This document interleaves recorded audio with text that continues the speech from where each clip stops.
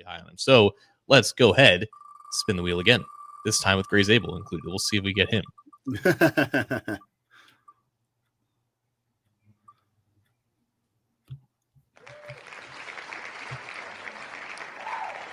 There we go. Wyatt Milum. Wyatt Milum, huh? This guy is another guy that I don't think we've really talked about him too much in the pre-draft process, John. But a guy I think also may intrigue the Bengals to some degree. What do you think about his scheme fit with the Bengals? How do you feel about him? I mean, coming out of West Virginia, he is a senior. I think he's a little bit older, 6'6" and a half, 313, 32 and 1/8 inch arms, 10 and a quarter inch hands, slower on the 40, 5.27.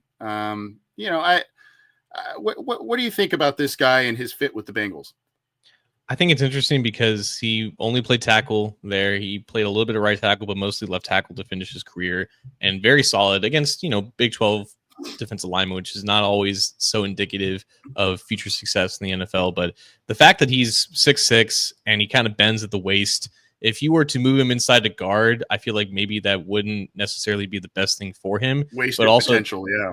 But also at the same time, like his wingspan is only 80 inches, arm length is under 33 inches. So he doesn't have the length that teams would love to have a guy out on the edge. So he's kind of like, I don't want to say he's an offensive lineman without like a certified home in terms of a position, but I think it would take him a little bit to transition into guard, despite the fact that he loves to just bury guys into the dirt. He's a finisher through and through, and he's got enough foot speed, I think, to kind of mirror guys. Even if you were to put him inside, the quickest three techniques, I don't think would be able to cross his face or whatnot. But I think there would be some issues that we've kind of seen with Cordell Volson, where his pad level kind of gets the better of him and guys can get under him. So that would be something that they would have to consider if they were to move him inside to guard. But I think in the Bengals scheme specifically, where you get the ball up really quickly, if you were to leave him outside at tackle for some of those, quick dropbacks and quick true pass sets, he would be fine. So the production was good. He didn't give up a lot of pressures and sacks and anything like that over the course of his career, and he's a good enough athlete. So those guys typically end up having solid careers.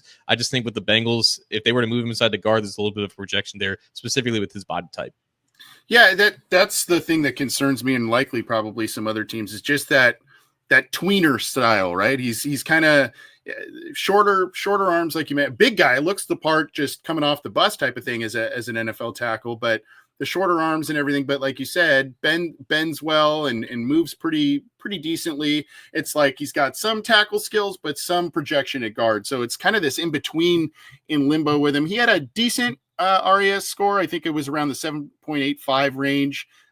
Graded out as good and okay in most of the areas, with the vertical and the broad, et cetera, et cetera. Like I said, it was okay in the 40-yard dash, 5.27. So, not the most exceptional athlete in terms of testing, but a big guy. There's tools to work with. It's more, I just don't know what would stunt his development and what would be the best path forward for him. Like you said, I don't know if there's that guard to tackle eventual ascension. I don't know if it's guard only. I don't know if it's emergency tackle and then groom him to just be a tackle, because like you said, that's primarily where he played at West Virginia. So I have some concerns, but there are a lot of things to like. And like you said, the nastiness, the finishing, the physicality of him, it seems to be, the consensus descriptors of him.